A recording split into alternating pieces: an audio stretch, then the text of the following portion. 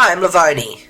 And I'm Sarah, and welcome to the Lovoni and Sarah podcast, where we talk all things weight loss and well-being. On today's episode, Lovoni and I chat about the Mediterranean diet and why it's touted as one of the healthiest diets in the world. What makes up a Mediterranean diet and why is it supposedly so good for you? What can you do to make small changes to your diet to emulate it? Plus, it's not the only cultural diet way to eat for better health and weight loss. Listen in to find out.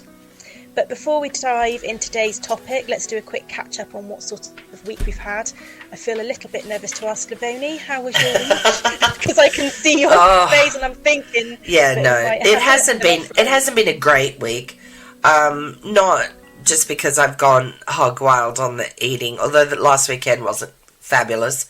But my goal was to be consistent all week, and I just haven't been. Not how I want to be. Not consistent. I have been, yes, again. And, I'm not using this as an excuse, but I'm on a photo shoot. But I'm going to be on a photo shoot for the next 6 weeks, so 3 different ones. So I have to find, I have to do the routine and just change it up a bit. And I think we should probably share you're not feeling sparkly either. I'm definitely not at all sparkly. I have a lurgy coming on. Now, did the English say lurgy, don't they? Yeah, we do. Yeah, I said that yesterday and nobody knew what. Apparently the Americans don't say it. Yeah. Oh, well, we're just educating. Yeah, yes. So anyway, I've got some sort of cold that, no, it's not COVID, because that's what everybody thinks. It's like, oh, really? They're still going straight and actually nobody asked me that, but I did test last night and I don't have it. But, I don't know, somebody's given it to me because I hide myself away from the world most of the time. It's nice of them to share. It is nice of them to share, yes. So your consistency is not been... It's not been great, I'm going to be honest, no. So I really, really want to work on that. And I know we're not talking about our goals for the coming week yet, but that's definitely going to be one of mine, is to just, I just have to roll with it. Things happen in life, and I just find that they can just throw me so off track. Do you not think it goes back to the episode and the conversation we had where it's just, you just have to do it, and it's that commitment and that intention. Right, which find is the time. Far easier said than done. Right. For some reason, there's this huge part of us that just sort of seems to want to sabotage ourselves at all times. But it just comes down to that at the end of the day. Well, so basically, all the advice that we give, I need to take that on. So that's something I'm really going to work on over the next. Have you had time to journal? No. Because I think maybe that would be something that would help me. Yeah. Mm-hmm. Even if it's just for 5 minutes. So no, I know I need exactly. That's a really good thing. I'm going to grab that right now as we're talking. Okay. Pop it out over there. So I will do that, definitely. Even if I need to do it overnight. Because my mornings are just like... Focus and get your head out onto the page. Yes. And I think, that whole adage of speak to yourself as you would speak to someone else, you're really hard on yourself. So just a little bit of gentle talk. Yes, no, I'm very hard on myself. What about you? How did you do? Mine was consistency as well. We both had the same goal, didn't we? I made some really consistent choices with my food, actually, the type of food that I've been eating. So I'm really pleased with that. Because I'm enjoying it. I'm really enjoying the sort of the type of style of food and the way that I'm cooking it. And I made those choices. I was away at the weekend, so some of it wasn't as easy as others, because when you're eating out, obviously you're limited to the menu that's in front of you. But just try to always choose something that wasn't too processed, or definitely not junk food as such. Right. Some crisps and nuts and things. Nuts are good though. Yeah, exactly. And an alcohol-free beer. Just because alcohol's not really agreeing with me at the moment. So, really enjoyed the weekend. Came back and didn't feel like I'd overindulged. For the sake of having a few days away. So that's good. The thing that's not been great for me is exercise has dropped off my radar. Oh, because you've been busy? I'm still moving. I'm very, yes, I'm just lazy. I think it's a blend. Okay. I'm not going to try and sort of dress it up too much. I think part of it's run through my head, or I've even got my, my gym kit on, and then I'm like, and I'll go later later and then later doesn't come. Right. I'm still very active, as in I'm on the move all the time, but a dedicated gym or weight session or, you know, cardio session just hasn't been happening. So I need to readdress that and start to put it back at the front again, because it does make such a difference. That's a good goal for next week. Yeah, for the coming so that's week. my update, I would say. I think I'm happy with my consistency in as far as my food choices. There's lots of things I can still work on. Right. It's not like it's a perfect routine, but yeah, not so good on the exercise. So do you know what I've been doing when I come home overnight? And this is a good segue into the Mediterranean diet that we're talking about today. Is I've been making a plate. I'd say a little plate, but it actually looks quite full by the time I'm done. I have some hummus, and then I chop up some veggies to dip in it. And I don't know if you like anchovies or not. I love anchovies. Yeah. So a little can of anchovies and some really, really good, I can never say the name. It's castor. Anyway, they're big, sort of green, buttery olives. Like for first time. For people that say they don't like olives, they should try these. I'll get the name though. Yeah. What else did I put on? Just a little feta, some walnuts. God, I thought there was pickled onions, like red pickled onions. I feel like I'm missing something, and then I have pickled onions. Yeah, red, because red onions are the highest in antioxidants because the colour of them. Do you right? pickle them yourself? Mm-hmm. I slice them up and then pickle them and put them in jars. And then what else do I have? I think is that it? Anyway, I have like this plate of some dried apricots. And then, I've been eating a little bowl of cherries afterwards. Oh, my stomach's rumbling. Hopefully nobody can hear that. So I've been having that of a night for dinner, which is very, that's just being my evening meal. That wasn't like your that wasn't my pre-dinner. But it's just, lots of veggies and then a little bit of everything else. But, I don't feel completely stuffed. I don't know. I love it. It's one of my favourite things to eat is that. And it is very Mediterranean. Mm-hmm. So that was, like I said, a good segue into it. If somebody is trying to eat healthier and just is a bit lost because there's so much misinformation out there, the Mediterranean diet is a really good way to start.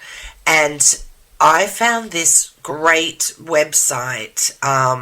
It's an American website, and it's called Eating Well, and I will put the link into on our website, or I'll share this link on socials. Because they have, and it's free. You can subscribe to their magazine, but they have so many good Mediterranean recipes and just about the Mediterranean diet on their website. Of all the places that I've looked at, there's a lot of recipes there.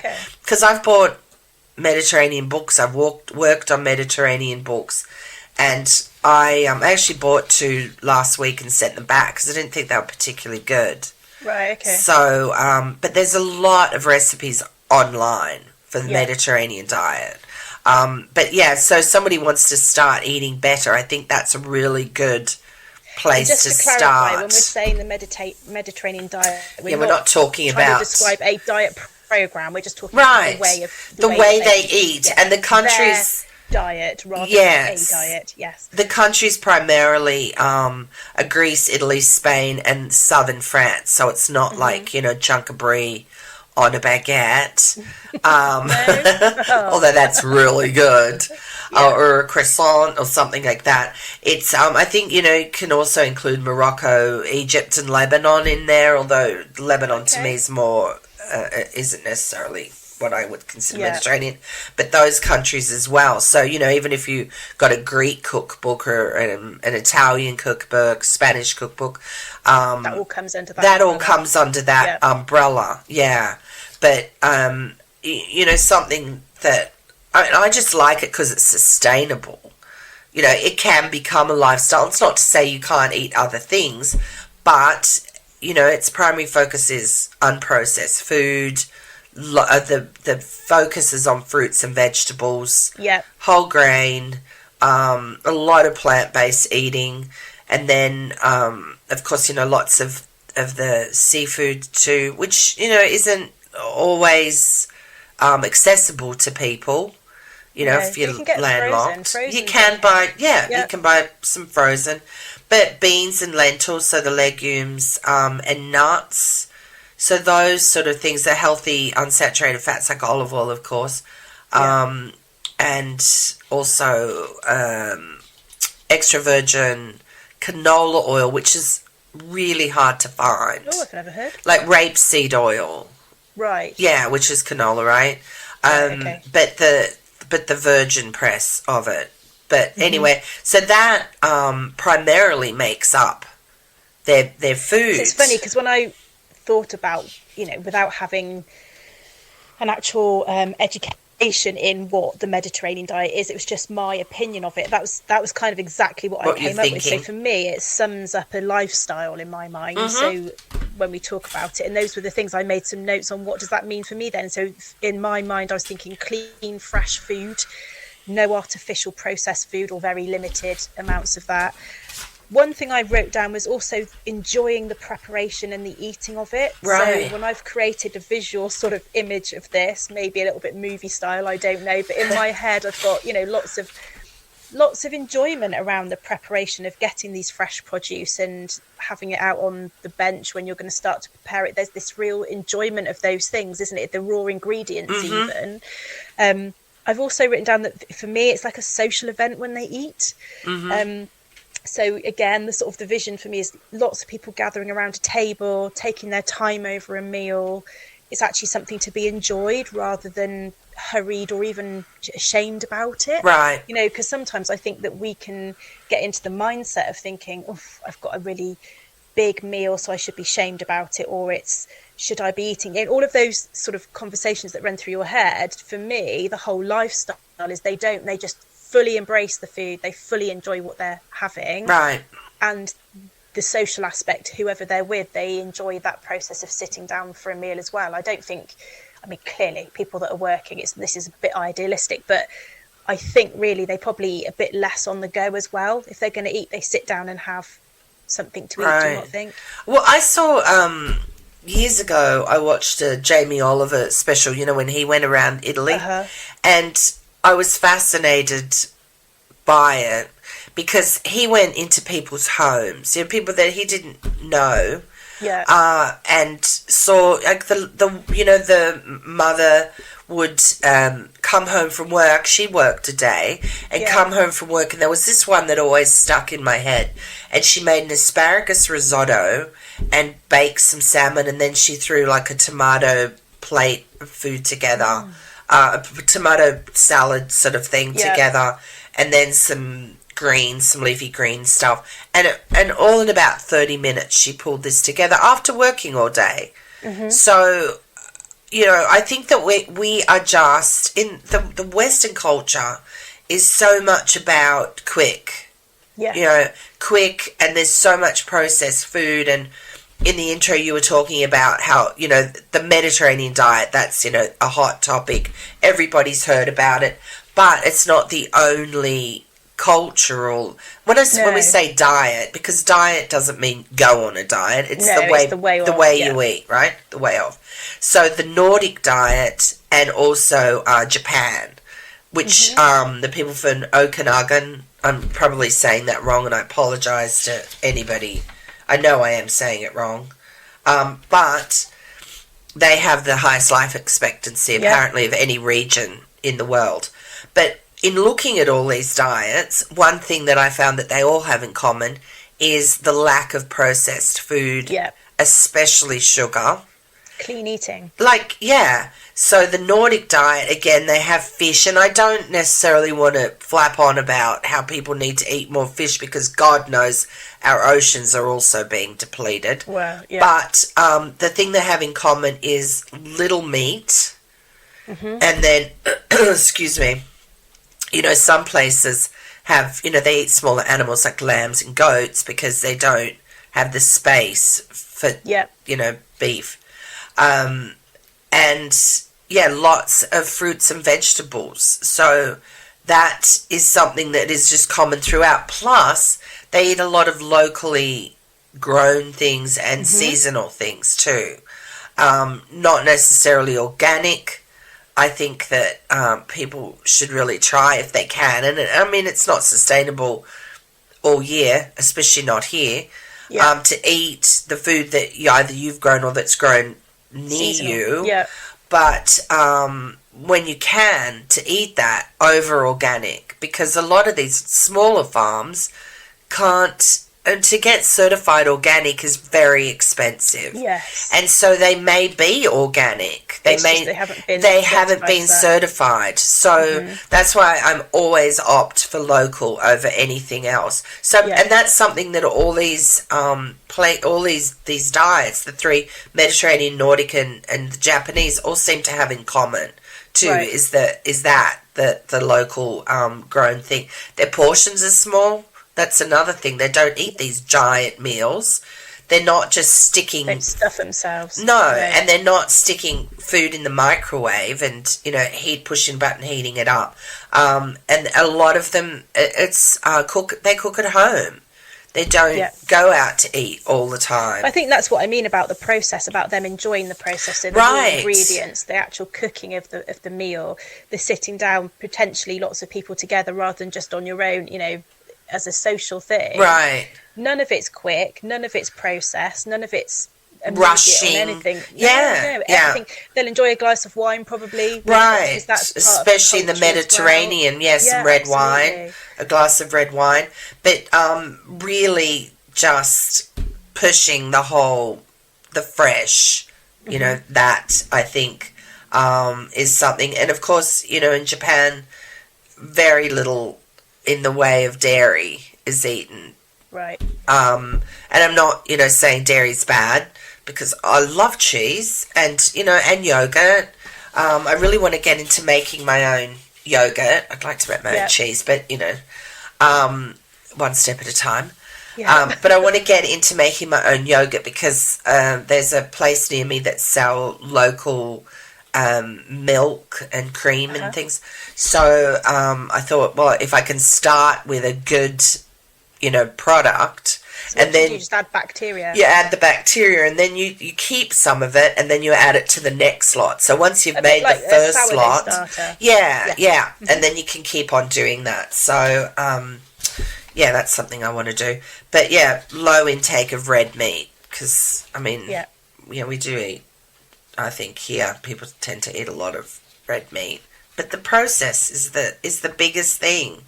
So I think it's just easier said than done maybe for some people, but it's really not that hard. I mean, you keep it simple. I think the thing that probably will be ringing alarm bells for people is time.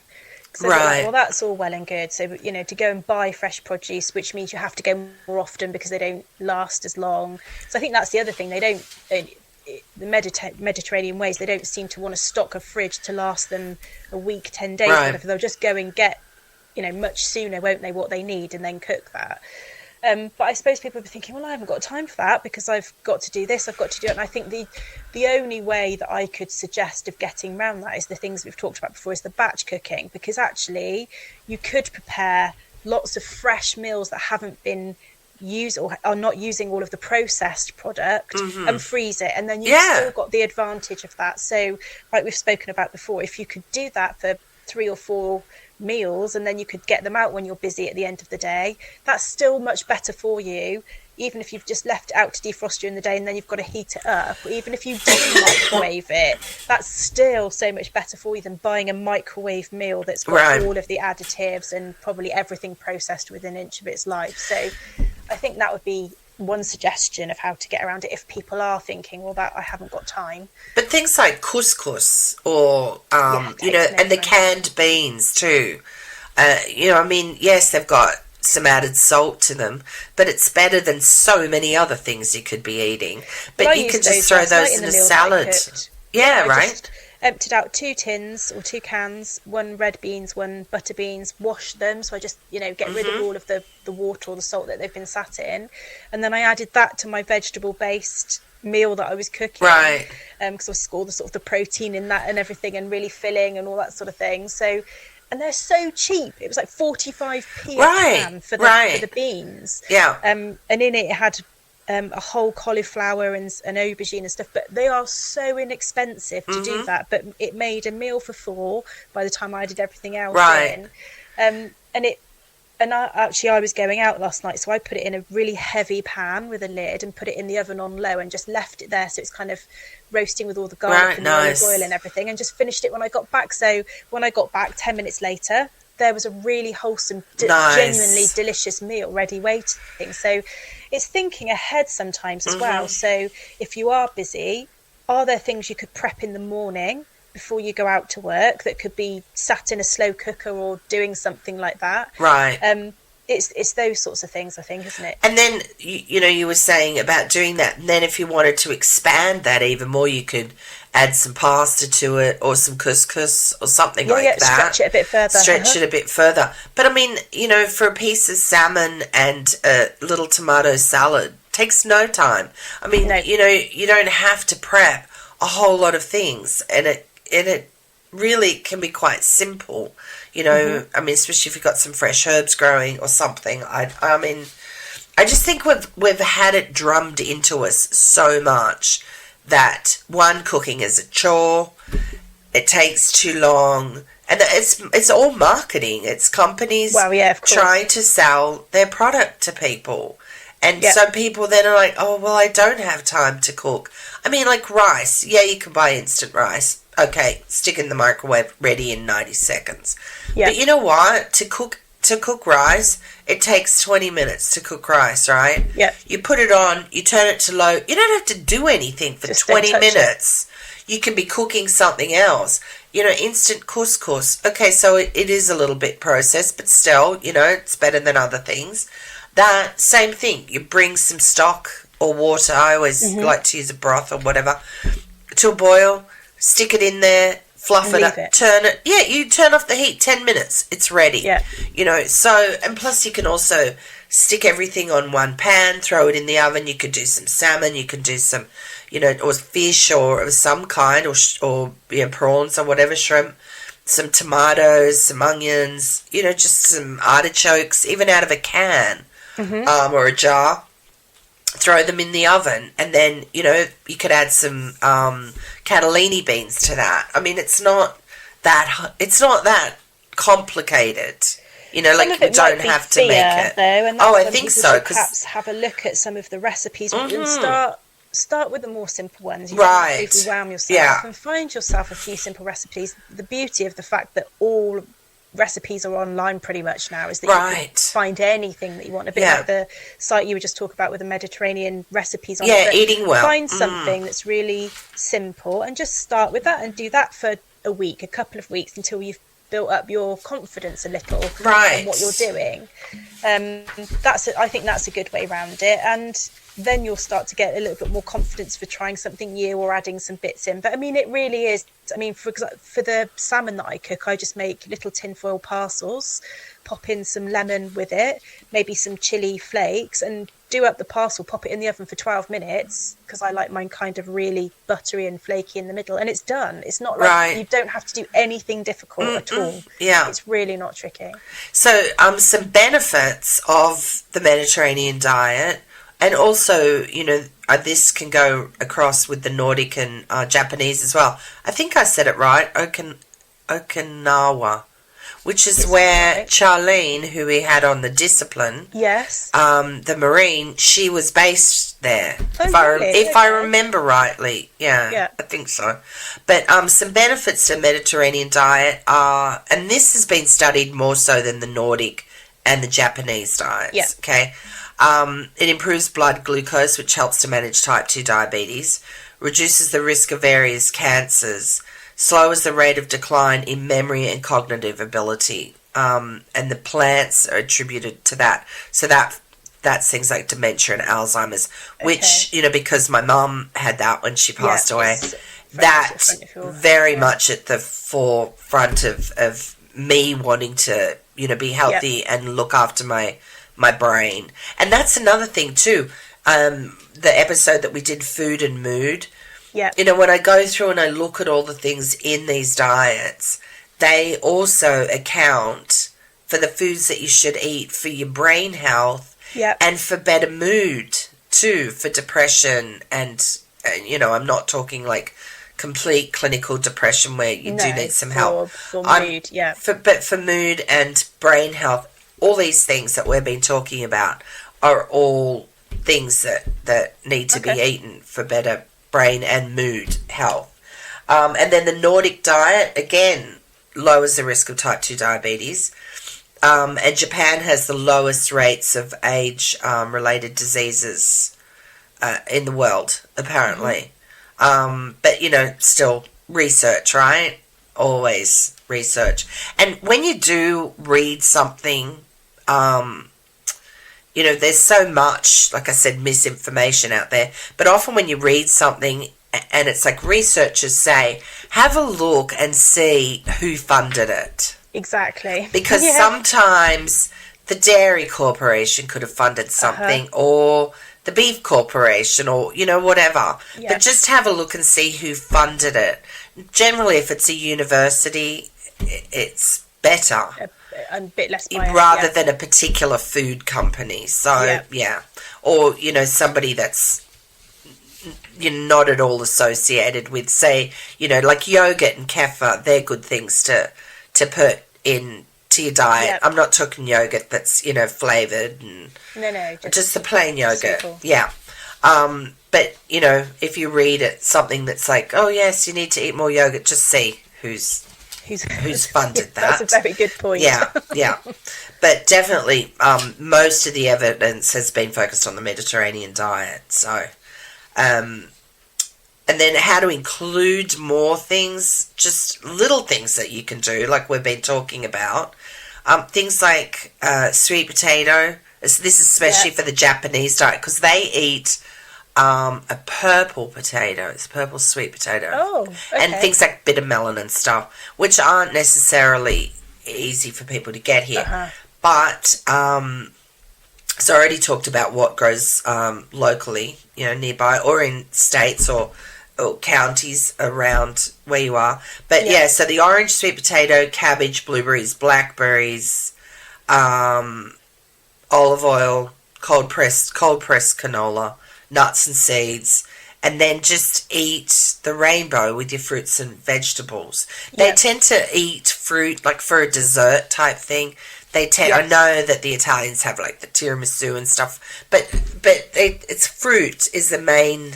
Yeah, they wouldn't have that every day. No, that's kind of it. And they eat a lot of citrus too. In the Mediterranean diet, they eat a lot of citrus. Yeah. A lot of lemons. Like in Greece, you think of all the lemons that they eat. But lemons and oranges. So they do eat a lot of citrus, and I think that also probably contributes then too with the vitamin C. So, yeah, I mean, they do have a lot in common, the diets. Do you, do you find that your diet, then when you think about it, I think a lot of people may not even realise that they do eat like that. Well, that's some the thing. people. I was sort of having a look, and more recently, because probably in the last 2 months where I've made quite a change to what I'm eating and the way that I'm cooking, it's now so similar to what we've just been describing, right, without it intentionally labelling it as me eating a Mediterranean diet. But it's just because I've been eating a lot more vegetables, really clean, loads of garlic. I must That's look good. like a garlic bowl So now, good. because every meal I'm tending to put nearly a whole bulb of garlic in each meal. Right, so good for you. Lots of olive oil, lots of legumes, beans. I love them. Me too. Really good. And it's changed my palate, my flavour, I think. Okay. Because now, potentially, would I've automatically gone for, the old way, the old style of food that I was eating? I would have probably in my head said, I'm not really very keen on that, without genuinely knowing what I was trying to describe. I'm really enjoying it. So yes, I think I'm pretty much doing that now.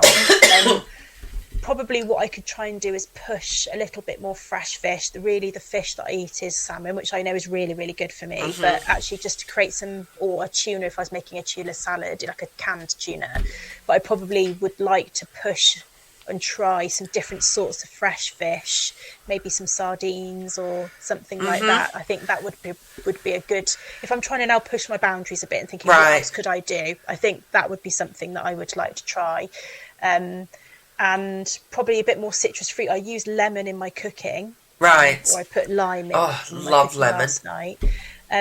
But just probably add a bit more citrus maybe into some salads and things like that. That would be good. I eat a lot of tomatoes, but the vine tomatoes, I love them. I slice them up. Absolutely. We have so many tomatoes growing right now. I'm eating a lot of berries because my morning breakfast at the moment is the toasted sourdough with smashed banana. I put it on the on our Instagram. Right, yeah. Day, but with a smashed banana and a really tiny bit of peanut butter. And the peanut butter is pure. There's no no salt, there's no sugar. It's just the pure peanut butter, and then a load of berries on the side, and I'm really enjoying that. That's good. It's lasting for so long. I'm not hungry until a bit of a later lunch. I mean, admittedly, I have breakfast later, don't I? So that helps. Right. But anyway, so I think I am probably unintentionally following pretty much this sort of diet anyway, which keeps you satisfied, like you just said. Yeah, because of the fiber content in the fiber content in the beans, with the bread. Just, the berries, I think our diets are so sadly lacking. The Western diet is so sadly lacking in fibre. So, which we need for good gut health. Yeah. And by following, the Mediterranean diet, you are going to include a lot more fibre in your diet. I mean, there's so much, they don't call plants and salads and things like that roughage for nothing. Well, that's true. And they take quite a long time to eat. You have to chew them. It's not I must have done well last night because I had cauliflower, aubergine, garlic, nice, black beans, butter beans. Wow, good for you. My gut must have been like, woohoo! Yeah, right. Yeah, and it was absolutely delicious. But yeah, I think, and that's genuinely how I'm eating most days now. So I have chicken for lunch, maybe with a salad sandwich. So I try to keep it balanced, but it must be making a difference for my gut health, regardless of anything else. Yeah. But it's kind of interesting as well because obviously we all want to eat better. We all want to look after our health. We want to feel lose weight better. Feel better if that's the journey we're on. But for me also, it's the culture and the lifestyle which I think I admire. I'd want to introduce more into my life. So I think the speed that they do this is, like we said, they enjoy the process of cooking, and rather than just going, right, that's got to be 3 minutes, it's okay to spend half an hour cooking a meal, and that's just how long it takes. But I think as a culture, they seem to laugh a lot more. They seem to they're happier, be social. I think they enjoy the process of the shopping, the cooking, the eating. They seem to have probably more willingness just to do moving, get up, and they'll go because they're going to go more regularly and get their fresh food. Is that even just that what that brings on is that you've got to move, get it, carry it, bring it back, that sort of thing. So I think the lifestyle is something I'd like to bring into my lifestyle and emulate as well, because I just think it encapsulates how I'd like to live, really. And the markets, I mean, right now here they have great I don't know if they do theirs much in the UK, but over here there's some amazing farmers markets, and it's a nice way to spend. I've got two really close to me. One's on a Saturday morning early, and one's on a Thursday afternoon into the evening, and it's just a nice way to spend some time. And you're also helping the local economy, shopping from farmers that, God knows, they work hard, right? Something I just wanted to add to that I think is very much in the Western diet is the whole breakfast cereal, and I'm not talking like oats, because oats. Oh no, if they're not packaged, but I'm just talking about like Fruit Loops or Cocoa Pops and those and type of unfortunately, all the things that we're aiming at our kids. Right. The worst. I mean, they don't do that so much in the countries we've been talking about, or the cultures we've been talking about. But I'm going to definitely add those links, because I think it will be helpful for people to, it'll be a good start for them. But my parents live in Spain some of the time, and when we're over there, my dad goes to the market every week. and goes and buys kilos of fruit, like kilos of the stuff, and nuts, because of course it's all unsalted, it's all fresh and natural, so great big bags of those things. And I mean, I would probably even go to the extent of getting more than he does, because I eat a lot of vegetables. I could probably live off what I go and get from there, sort of thing. And the fresh meat, I mean, meat's really fresh over there too, so you can choose from the meat counter, and it's not, you know, I mean, it's not expensive, like ridiculous expensive, but they don't have as much, so maybe they just choose what they have and have it less often during the weeks, that sort of thing. But it's an enjoyable thing when it comes, you know, it's when an experience. And what I love is even looking at things like the tomatoes, and they're knobbly and they're slightly awkward shaped, because of course they're not perfect. It has to go into plastic packaging that has to be uniform, because it has to fit in the same size slot that all of the tomatoes have got to fit in. So, you know, I love picking up the really odd looking knobbly ones, and the ones that have got extra colour on and all that sort of thing. So I think it is a whole experience of connecting with what food you are putting in your mouth and what you are eating. It's not something which is disconnected and packaged up in a there's a lot of disconnect, and you open up the packet on the inside and you tip it in and you just mindlessly put it in your mouth, because really, if someone said, what is that, you'd be like, I don't really know, because it's a funny shape, like you said, the rings or the hoops or whatever. You're like, I don't really know. It's you've removed that ambiguity. Oh my gosh, ambiguity. That's it. I don't know why I couldn't say that word all of a sudden. You've removed that, and you can see exactly what you're selecting, what you're choosing, what you're cooking. You cut it up, you can see how fresh it is, or if it has gone a bit bad, just cut that bit out and chuck it away. There's not this need for perfection. What you're choosing all of the time. I think that's something that should be embraced as well. That, and just the simplicity. So, in talking about all of this and the food, what sort of things are you cooking? What's going to be in Sarah's kitchen this week? I made when we got back over the weekend. Oh my god, it was so delicious, because it was just one of those, haven't got long, what have I got in, because it was too late to cook.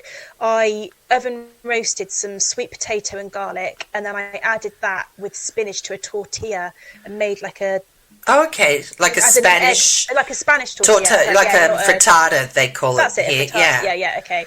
Oh my god! And I just did it with a great big salad on the side. It was so perfect. Delicious. I love sweet potato. Did you say, or just potato? Sweet potato, yeah. I love that in frittata. And because sweet potato cooks so quickly, the whole thing was done from start to finish in 20 minutes. It was okay. I just stuck it in the oven on a really high heat with the garlic, mashed it down, put it in, and then I don't know how you do yours, but I put it on the heat on the hob, and then stick it in the oven. And then, stick it over the grill just to do the top.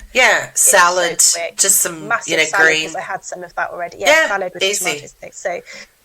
So I might do another one of those, because I really enjoyed that. Plus, there's leftovers usually from that, and I love frittata or tortilla. Cold the next day too. That's always delicious. So more of that, and I've just been enjoying the courgettes. I'm really into as well at the which moment. is zucchini to zucchini, rest of the world. Zucchini, we have them growing in the garden, and my eggplants now are out, so I'm going to be doing some eggplant. Aubergine first. Yes, I don't know why every country can't just English-speaking country can't just have one common name. Having lived in 3 countries, none of them have the same names. Although, justifiably so, I have seen how an aubergine, when it starts to grow, does look like an egg, because it's white and it's that sort of shape. So I can understand where that came from. Right. So I get that. Okay. Well, I'm going to be doing my little platters that I was talking about, my little Mediterranean platters. I might also add some on the weekend if I'm feeling like I can.